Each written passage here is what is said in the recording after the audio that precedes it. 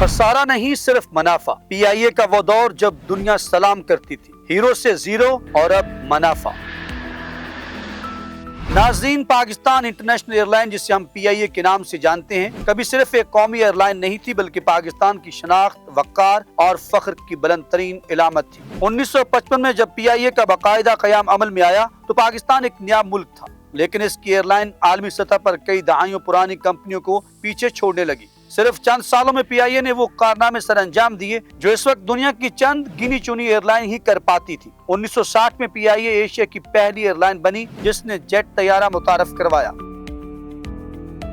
اور اسی سال لندن سے کراچی کی پرواز صرف 6 گھنٹے 43 منٹ میں مکمل کر کے دنیا کی تیز ترین پرواز کا اعزاز حاصل کیا، جو آج تک ایک تاریخی ریکارڈ ہے۔ پی آئی اے نہ صرف سفری سہولت فراہم کرتی تھی بلکہ دنیا بھر کے لوگوں کے لیے خوش اخلاقی، مہمان نوازی اور پیشہ ورانہ خدمات کا ایک مثالی نمونہ تھی۔ پیر کارڈین، جس سے عالمی شہرت یافتہ ڈیزائنر سے یونیفارم ڈیزائن کروانا یا طیاروں کے اندر بہترین کھانے، خوش اخلاقی، فضائی میزبانی، جدید ٹیکنالوجی اور وقت کی پابندی، یہ سب اس ادارے کا حصہ تھے۔ پی آئی اے وہ ایئر لائن ہے جس نے ایمریٹس جیسی عظیم ایئر لائن کو جنم دیا، نہ صرف 2 ایئر کرافٹ دیے بلکہ پائلٹس، انجینئرز، فلائٹ انسپیکٹرز، یہاں تک کہ عملے کی تربیت تک سب کچھ پاکستان سے فراہم کیا گیا۔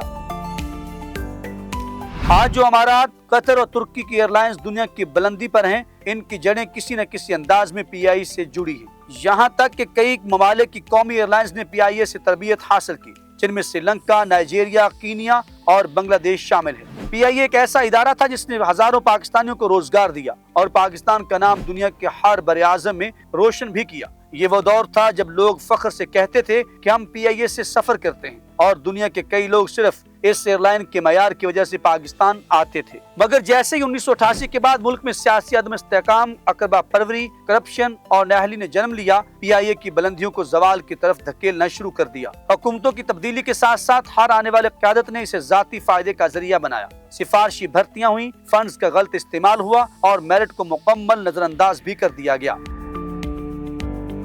جہازوں کی دیکھ بھال کم ہوئی، جدید ٹیکنالوجی سے دوری بڑھی، اور پی آئی اے کے وہ طیارے جو کبھی new York, Toronto, Paris, Oslo اور لندن کی فضاؤں کو چھوتے تھے، آہستہ آہستہ محض چند مقامی روٹس پر محدود ہو گئے۔ پائلٹس کی جعلی ڈگری اسکینڈل نے دنیا بھر میں پاکستان کی ساکھ کو شدید نقصان پہنچایا، اور یورپی union aviation safety agency EASA نے پی آئی اے پر پروازوں کی پابندی عائد کر دی۔ پاکستان کی اس عظیم ایئر لائن پر جو ایک وقت میں دنیا کو ہوا بازی سکھاتی تھی، آج دنیا نے اپنے دروازے بند کر دیے۔ نہ نئے طیارے خریدے جا رہے ہیں، نہ پرانے ٹھیک ہو رہے ہیں، اور نہ ہی ملازمین میں وہ لگن اور فخر باقی رہا جو کبھی اس ادارے کا خاصہ تھا۔ آج پی آئی اے کو اربوں روپے کے خسارے، پرانے روٹس کی بندش اور کم ہوتے مسافروں کا سامنا ہے، یہاں تک کہ ادارے کی نجکاری یا بندش کی باتیں عام ہو چکی ہیں۔ مگر اس سب کے باوجود یہ حقیقت جٹلائی نہیں جا سکتی کہ پی آئی اے کی ماضی میں وہ شان و شوکت تھی جو بہت کم قومی اداروں کے حصے میں آئی۔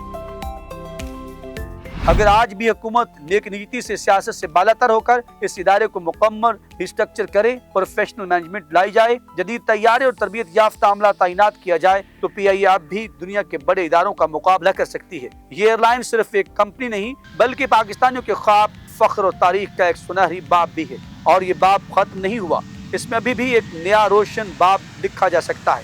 شرط صرف ایک ہے، عزم، اخلاص اور قیادت۔ ویڈیو اچھی لگے تو لائک کر دیں اور چینل کو سبسکرائب بھی کر دیں، اور کمنٹ سیکشن میں جا کے اپنے خیالات کا اظہار ضرور کیجیے گا۔ ہمیں رہے گا آپ کے فیڈ بیک کا انتظار۔